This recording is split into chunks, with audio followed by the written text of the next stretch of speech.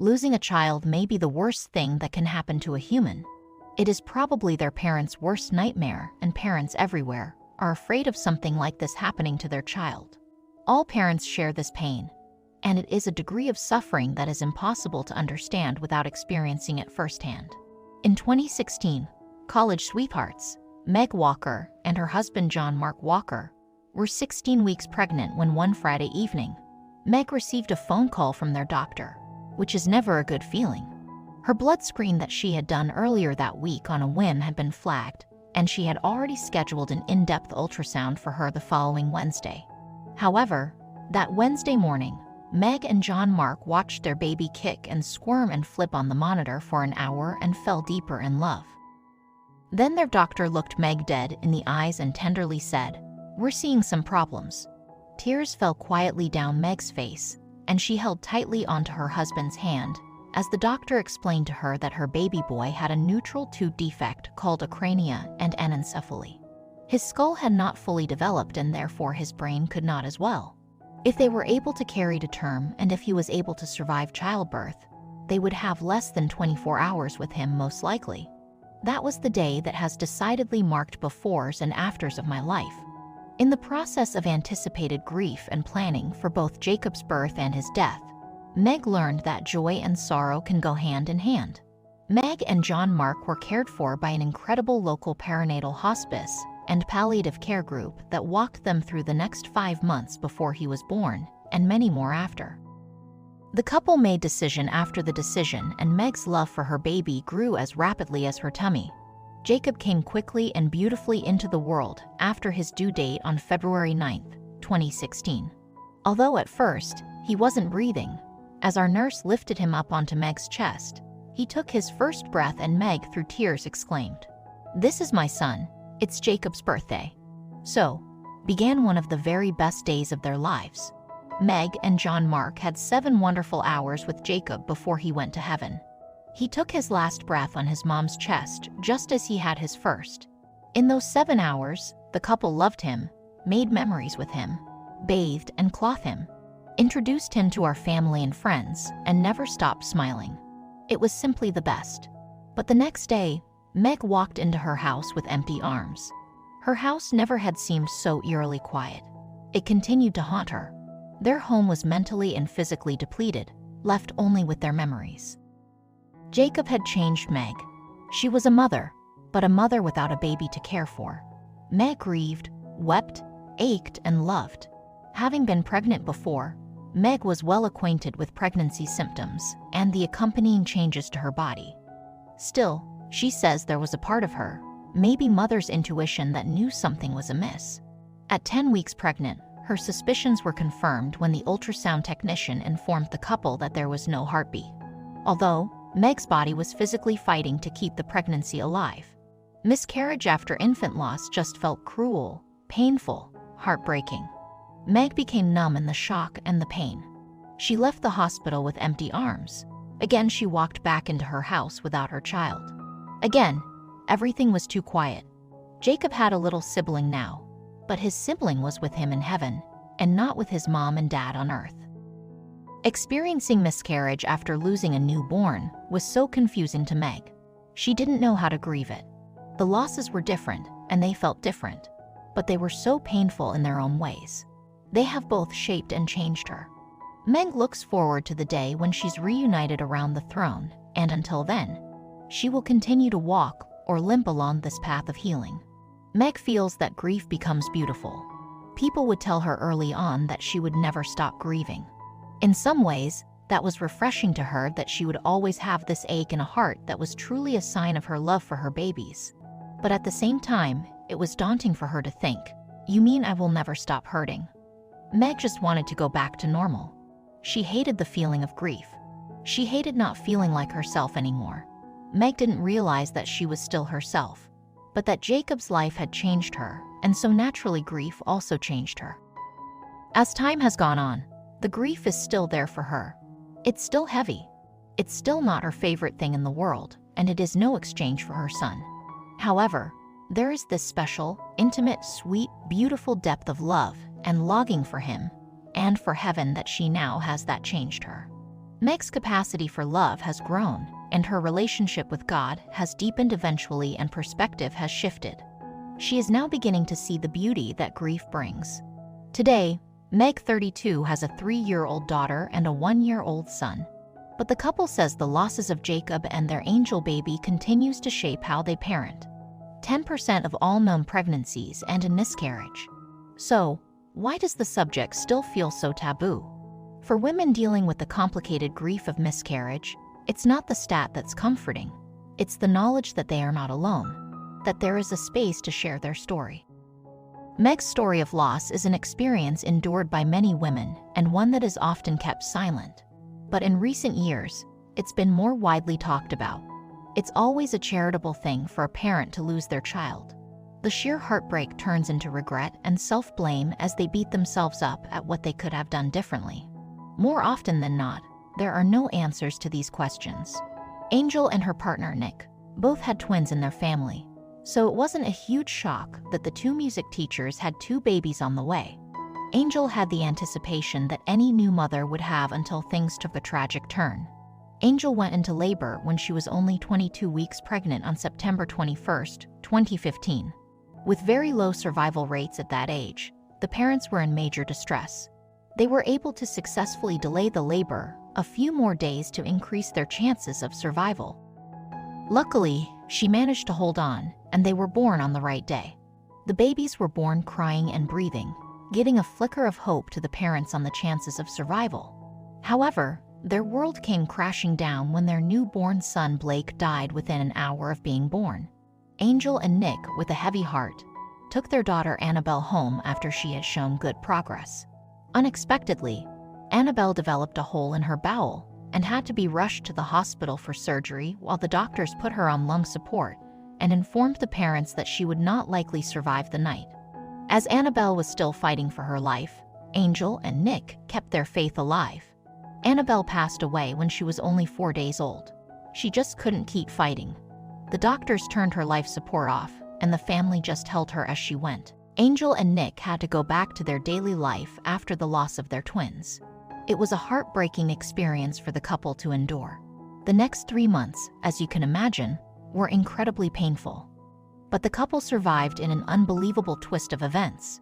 The couple were left shocked at what their doctor told them. And what do you think it was? Angel was pregnant again. Not only was she pregnant, but she was pregnant with twins, 1 boy and 1 girl. While their happiness knew no bounds, they couldn't help but feel scared. It felt like Groundhog Day, as if they were going through the same thing over and over again. Angel didn't experience any of the excitement of her last pregnancy either. The second time around, it wasn't as easy and carefree as the first pregnancy. It was really scary that second time. There was a haunting fear something would go wrong again. Angel was ecstatic when she reached a 23-week milestone with no complications. Her baby stayed tight until she finally gave birth at 35 weeks.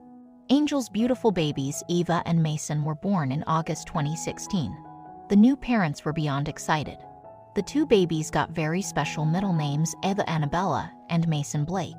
Blake got part of their names from their siblings who will never be forgotten. Angel and Nick want the twins to grow up knowing about their first 2 babies. Keeping that promise, the parents took their babies to a very special place when they were born. The first place they brought Ava and Mason when they left the hospital was to see the graves of their siblings. Angel hopes that her story will help others who experience child loss. Dealing with loss can be devastating for anyone. You never forget it, but it does get easier. The loss of a baby, whether it be through miscarriage or childbirth. The heart-wrenching decision to end a pregnancy due to issues discovered through early screening or any other reason is without doubt one of the most painful and traumatic experiences to endure. The process of attempting to make sense of this catastrophe is complicated and layered, and it leaves most women with uncertain and raw emotion that is not easily understood. Once a baby has passed, and while these women would give anything to have their babies with them in the ways that they had dreamed, they're usually aware and accepting of their own need for support during this impossibly difficult time. But what about those women who go on to have healthy babies after losing a child? Are they finally happy and content and able to move on, now that they have brought their babies home? Many people think this should be so.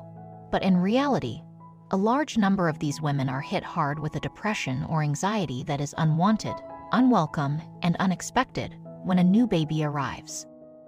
And because these emotions are occurring at a time when these women want so desperately to be happy and connected to their babies, feelings of guilt, shame, and insecurity abound. Do you know anyone who has given birth after they experience child loss? Let us know in the comments below, as we love hearing what you have to say. Imagine receiving the happy news that you're pregnant only to get told by doctors that they don't think you'd make it to 14 weeks and that there will be no chance of the baby surviving. Horrible news to receive, right? That's exactly what Selena got told. Selena from Blackpool, UK, feared she would never be a mother after suffering a traumatic stillbirth in 2006, losing baby Morgan. All the way through, Selena kept thinking that she would lose them. She couldn't enjoy a pregnancy. It was too scary. Selena was informed that she was having Momo twins. Unfortunately, monoamniotic twins are at great risk for health complications. Due to the close proximity of the two umbilical cords in the amniotic sac, this makes it particularly easy for the twins to become entangled in each other's cords or to compress one another's cords, endangering their oxygen and food supply. The survival rate for Momo twins is approximately 50%. It affects 1 in 60,000 pregnancies and around 50% end badly. When Selena learned of her mom pregnancy in April, she was warned by medics that she would likely lose both babies before the 14-week mark. The hospital had never experienced the pregnancy of this kind before, but despite the doctors telling her it was a high-risk pregnancy, Selena gave birth to Millie Ribbon and Molly Robin. The children went to intensive care for a little bit after they're born. Selena defies the odds by giving birth to rare twins. Despite being told by medics, it is unlikely they will survive. For happy couples, finding out you're pregnant can be one of the most exciting times of a lifetime. Lisa and Darren Hansen were a nearly wed couple who wanted to start their family as soon as they could. It took a lot of work and more time than they thought it would. But the handsome couple not only conceived, but they were pregnant with twins. The thrilled parents-to-be were incredibly excited to grow their family by 2. But before they could jump for joy, the doctor gave them some very unsettling news. For parents actually awaiting the arrival of a new baby, the fear of some sort of health complication can be the scariest thing imaginable. Naturally, when Lisa and Darren found out that their newborn twins were in serious danger, they felt their hearts drop. The expecting parents were faced with some difficult decisions, but they refused to give up even though it was in their best interests against the wishes of their doctors. The couple fought for their babies, even though they had to face some pretty rough consequences. All expecting parents know that waiting for their child to arrive can be excruciatingly nerve-wracking. Their minds constantly sought through every possible health complication and outcome. Lisa and Darren Hansen were no different. Their excitement was short-lived, however, as an ultrasound revealed that their unborn twins were actually suffering from a serious condition. The likelihood of Lisa giving birth to normal babies was suddenly extremely low. Doctors informed the couple that their unborn babies were monochorionic monoamniotic twins. The danger in Momo twins comes from the fact that they share the same amniotic sac. Sharing the amniotic sac means that they could have their umbilical cords tied up, which leads to issues such as pinching the cord, which means depleted supply of nourishment, as well as developmental restrictions. The babies share the same blood supply as well, meaning that there is an added weight to the circulatory system. This rare condition would certainly complicate Lisa's pregnancy and result in some unusual conditions. Their doctors recommended that the couple abort. Lisa and Darren were in complete shock. They were more than ready to become new parents. They were blessed with twins. Then they found out that they were rare monochorionic, monoamniotic twins. Despite their doctor's recommendations, Lisa and Darren weren't ready to abort, and they made the choice to move forward with the pregnancy. And as anticipated by their doctors, however, those potential complications quickly became a reality. As the fetuses continued to grow, one of the umbilical cords became wrapped tightly in a braided pattern around the other baby's cord. This significantly restricted the baby's ability to develop healthily as it limited the flow of nutrients. At just 5 months and halfway through her pregnancy, Lisa was forced to become an inpatient at a hospital. The risk of something happening to the twins was incredibly high, and the expecting mother had to be monitored around the clock. Part of the monitoring was to undergo stress tests 4 times a day in addition to ultrasounds, 3 times per week. This was hard for Lisa, but she would do anything for her babies. Lisa realized just how serious the situation was when she was monitored as close as she was. They were told that they would need to see a specialist, and she tells us she had never in her whole career seen our kind of twin. It's not rare.